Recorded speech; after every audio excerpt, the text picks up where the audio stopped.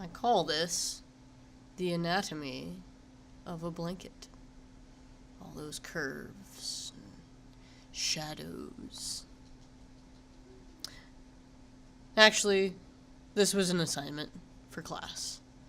Taking a drawing class for my degree, and she needed us to draw a drape or a blanket, preferably draped over a chair, so that's what I did. So this really pulled me out of my comfort zone. I'm not a realist in art.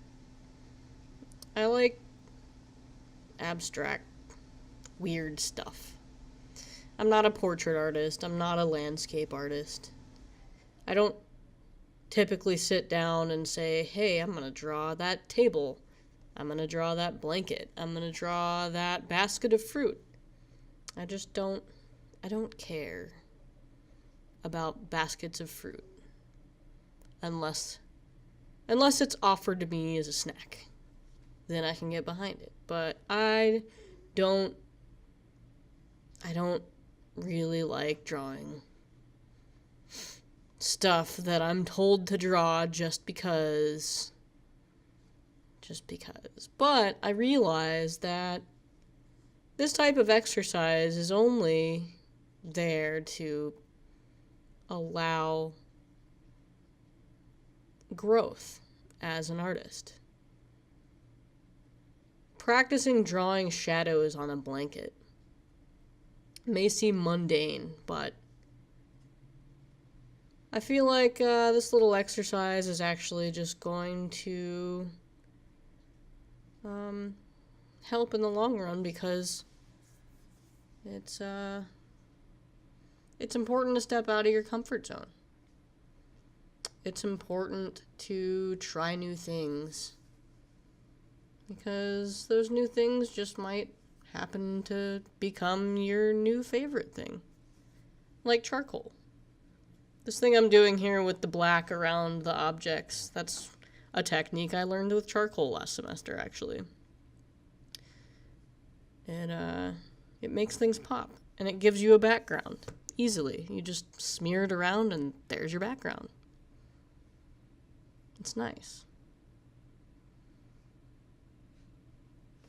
I took a few artistic liberties here in drawing a camera that I don't own, and some books that are taller or shorter than they actually appear when you look straight at my bookshelf, but hey, artistic liberties are fine too, as long as you make them consistent with everything else.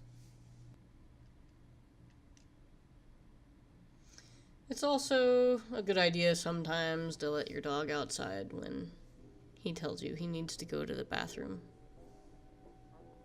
It's nice to get outside and walk down your steps, film your dog walking to his little potty spot. And don't worry, I didn't actually film him doing his business. That would just be cruel.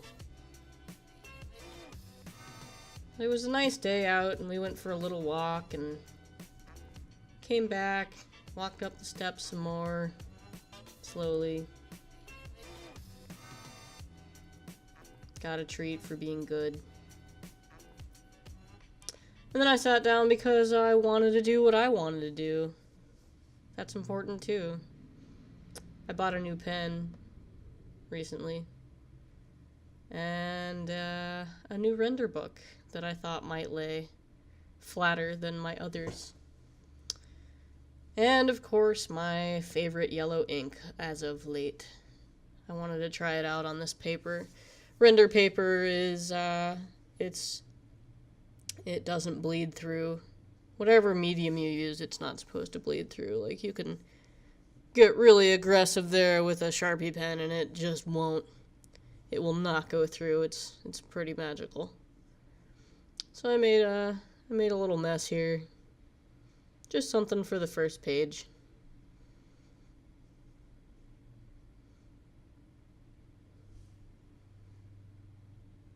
And took out some Posca pens once it dried and started doodling. I showed this to my mom as I was working on it, and she said that it looked like gold inside of like a piece of rock. That's pretty cool. That's pretty cool, Mom. Cool idea, Mom. Cool idea. I didn't get, you know, too detailed into it, but I was happy with the way it came out. It looked similar to my last piece, but that's okay. I was just playing around here. And that's it. That's the first 2 pages of my new sketchbook.